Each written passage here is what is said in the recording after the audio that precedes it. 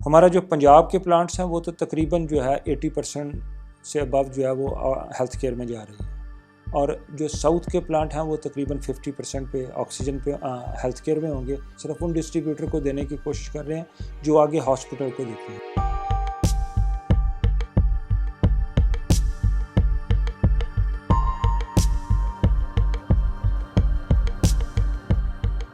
Hospital में actually pressure बढ़ने की वजह से कंजम्पशन बढ़ गई है ऑक्सीजन की। आगे हमने उनको नॉर्मल हालात के मुताबिक जो है टैंक्स दिए होते थे, लेकिन अब वो मोस्ट ऑफ द हॉस्पिटल हमें कह रहे हैं कि जी हमारा कंजम्पशन बढ़ गई है, प्रेशर जो है ना वो ड्रॉप होना शुरू हो जाता है, तो हमें एक टैंक और लगा के दें।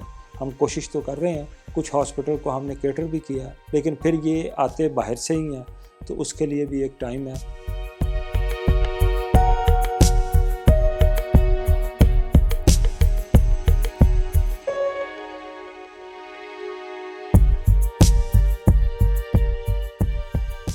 जो मेडिकल ऑक्सीजन है उसका मेन एक ही कमर्शियल तरीका है जो कि एयर सेपरेशन है, कि जिसमें एयर में ऑक्सीजन जो है अबाउट 20.95% होती है, उसको हम सेपरेट करते हैं ऑक्सीजन में, नाइट्रोजन में और आर्गन में। ऑक्सीजन अलग करके उस पर हाइड्रोकार्बन और उसके कार्बन डाइऑक्साइड और ऑल द इम्प्योरिटीज़ रिमूव करते हैं। इसकी प्रोडक्शन में नेचर बहुत ज़्यादा मैटर करती है।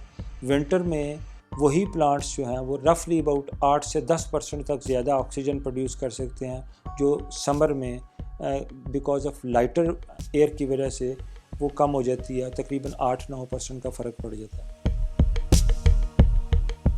पाकिस्तान में जो मेजर ऑक्सीजन प्रोड्यूसर है रफली अबाउट 6 to 7 हैं, और सारे जो हैं एयर सेपरेशन के से ही कर रहे हैं, और mostly are producing liquid oxygen. Liquid जो है वो लोगों के पास जाता है, आगे जाके उनके पास वेपोराइज़र लगे होते हैं जिसमें से वो ऑक्सीजन लिक्विड जो है वो उससे गुजर के गैस बन जाती है, और गैस जो है फिर आगे पॉइंट ऑफ यूज़ पे चली जाती है। नॉर्मली पाकिस्तान में अमूमन इंडस्ट्री जो है वो 35-40% से ज़्यादा हेल्थ केयर को नहीं देती, क्योंकि बड़ी जिम्मेदारी होती है। लेकिन अभी क्योंकि कोविड की वजह से ये जो डिज़ीज़ है ये मोस्टली यही है कि इसमें लंग्स इफ़ेक्ट होते हैं। लंग्स मीन कि उनको ऑक्सीजन ज़्यादा से ज़्यादा चाहिए, तो इसलिए वो जो हमसे तकरीबन 2 टन ले रहा होता है वो इस वक्त 4-5 टन 6 टन पे चला गया होगा। तो अब ये कम से कम जो है जो नज़र आ रहा है पंजाब में 400 टन सिर्फ हो गई है, फिर KP के भी है, फिर बलोचिस्तान भी है। प्रोडक्शन तो एक चीज़ है, दूसरी चीज़ जो है इसकी ट्रांसपोर्टेशन है कस्टमर्स तक, क्योंकि अगर कोई भी बड़ा हॉस्पिटल है वो सिलेंडर पे नहीं रह सकता, वो उसको जो है ना लिक्विड ऑक्सीजन का टैंक्स चाहिए।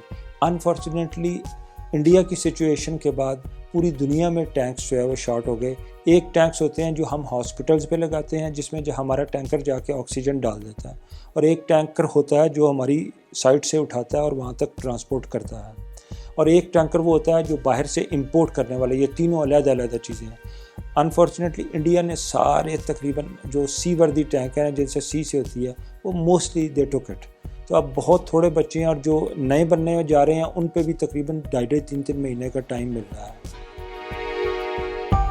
जो ऑक्सीजन सिलेंडर्स हैं उनकी भी काफ़ी डिमांड बढ़ रही है, और इसमें NDMA ने पिछली दफ़ा काफ़ी अच्छा प्ले किया था, और उन्होंने रफली अबाउट गालबन 30-35 हज़ार सिलेंडर जो है वो प्रोक्योर कर लिए थे, और वो अब काफ़ी हेल्पफुल हैं छोटे छोटे हॉस्पिटल में ले जाने के लिए। तो वो अभी वो डिमांड मीट हो रही है, लेकिन डिमांड बढ़ रही है।